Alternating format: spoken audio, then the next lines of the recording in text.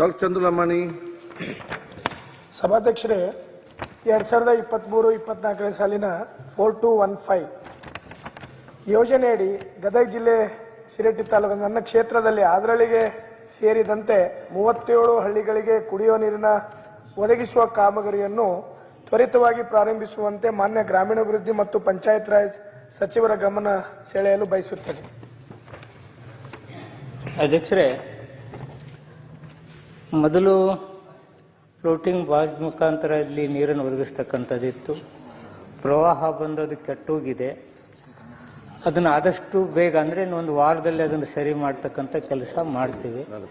ಅದರ ಜೊತೆಗೆ ಇದು ಪರ್ಮನೆಂಟ್ ಆಗಬೇಕು. ಪರ್ಮನೆಂಟ್ ಅಂದರೆ ಸ್ಟ್ರಕ್ಚರ್ ಒಂದು ಚೆನ್ನಾಗಿ ಜಾಗದಲ್ಲಿ ಮಾಡಬೇಕಾಗಿದೆ. ಅದಕ್ಕೆ ಈಗಾಗಲೇ 950 ಲಕ್ಷ ರೂಪಾಯಿದು ಪ್ರಾಜೆಕ್ಟ್ ರಿಪೋರ್ಟ್ ರೆಡಿಯಾಗಿದೆ.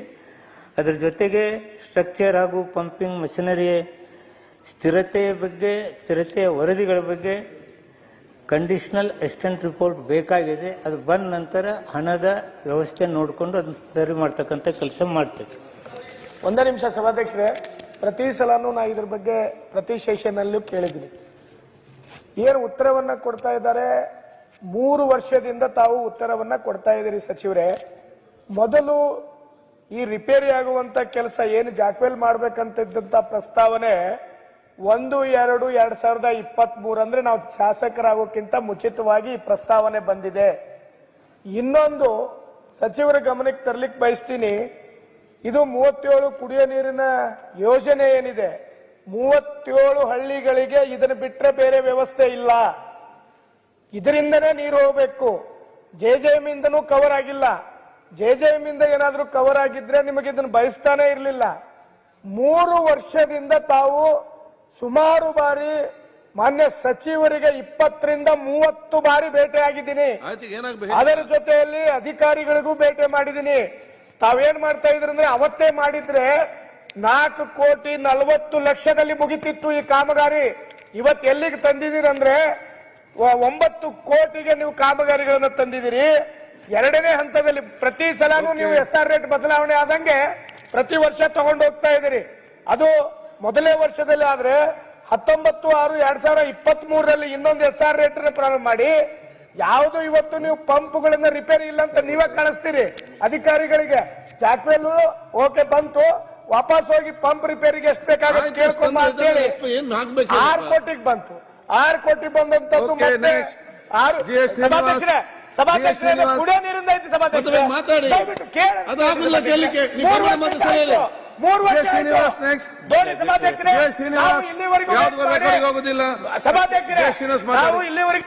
ಆಯ್ತು, ಮಾತಾಡಿ ಮಾನ್ಯ ಅಧ್ಯಕ್ಷರೇ. ಡಾಕ್ಟ್ರೆ ಒಂದು ನಿಮಿಷ. ಮತ್ತೆ ನೀವು ಎಸ್ಟಿಮೇಟ್ ನಿಮ್ಗೆ ಏನಾಗ್ಬೇಕು ಹೇಳಿ. ಈಗ ನೀವು ಗಮನ ಸೂಚನೆ ಮಾತ್ರ ಮಾಡಿ ಅವ್ರು ಉತ್ತರ ಕೊಟ್ಟಿದ್ದಾರೆ, ಕ್ಲಾರಿಫಿಕೇಶನ್ ಕೇಳಿ. ಆಯ್ತು, ಈಗ ಏನು ಉತ್ತರ ಕೊಟ್ಟಿದ್ದಾರೆ? ಉತ್ತರ ಏನು ಕೊಟ್ಟಿದ್ದಾರೆ ಅದರಲ್ಲಿ? ಉತ್ತರ ಏನು ಕೊಟ್ಟಿದ್ದಾರೆ ಕೇಳಿ, ಅಷ್ಟೇ ಕೇಳಿ. ಯಾವಾಗ ಮಾಡ್ತೀನಿ? ಯಾವಾಗ ಮಾಡ್ತೀನಿ ಕೇಳಿ ಅಧ್ಯಕ್ಷ. ಕುಡಿಯೋ ನೀರಿನ ವಿಷಯ, ಕುಡಿಯೋ ನೀರಿನ ವಿಷಯ ಸಂಬಂಧಪಟ್ಟ 3 ವರ್ಷದಿಂದ ಮೊದಲನೇ ಬಾರಿ ಬಂದಿದ್ದಾರೆ ಶಾಸಕರು. ಸರ್ ಒಂದ್ ನಿಮಿಷ, ಮೊದಲನೇ ಬಾರಿ ಬಂದಿದ್ದಾರೆ. 3 ವರ್ಷದಿಂದ ಕೇಳ್ತಾ ಇದ್ದೀನಿ ಕುಡಿಯೋ ನೀರಿಂದು ಅಂತ ಅವ್ರು ಹೇಳ್ತಾ ಇದ್ದಾರೆ. ದಯಮಾಡಿ ಸರ್ಕಾರದ ಕಡೆ ನಾನು ಸರಿಯಾಗಿ ಉತ್ತರ ಕೊಟ್ರೆ ಅವ್ರು ಕೆಲಸ ಮಾಡಿ ಅವ್ರ ಕಳಕಳಿ ಅರ್ಥ ಮಾಡ್ಕೊಳ್ಳಿ. ನೋಡಿ, ಕಲಗ ನಮ್ ಕೂಡ ಅರ್ಥ ಆಗ್ತದೆ ವಿಚಾರ. ನಾನ್ ಕೇಳುವಂತ ಒಂದ್ ಸೆಕೆಂಡ್ ನಿಲ್ಲಿ. ವಿಚಾರ ಏನಿದೆ, ಅವು ನೀವೊಂದು ಉತ್ತರ ಕೊಟ್ಟಿದ್ದೀರಿ ಅಲ್ವಾ? ಏನು ಉತ್ತರ ಇದರಲ್ಲಿ? ಅಧ್ಯಕ್ಷರೇ, ಇವಾಗ ಕುಡಿಯುವ ನೀರಿನ ವ್ಯವಸ್ಥೆ, ಹಳೆ ವ್ಯವಸ್ಥೆನ ಆದಷ್ಟು ಒಂದು ವಾರದಲ್ಲಿ ಸರಿ ಮಾಡ್ತಕ್ಕಂಥದ್ದು ಮಾಡ್ತೇವೆ. ಓಕೆ. 950 ಲಕ್ಷದ್ದೇನಿದೆ ಪ್ರಪೋಸಲ್ ರೆಡಿ ಆಗ್ತಾ ಇದೆ. ಟೆಕ್ನಿಕಲ್ ರಿಪೋರ್ಟ್ ತರಿಸ್ತಾ ಇದ್ದೀವಿ. ವರದಿ ಬರಲಿ, ಹಣದ ವ್ಯವಸ್ಥೆ ಮಾಡ್ಕೊಂಡು ಆದಷ್ಟು ಬೇಗ ಮಾಡ್ತಕ್ಕಂಥ.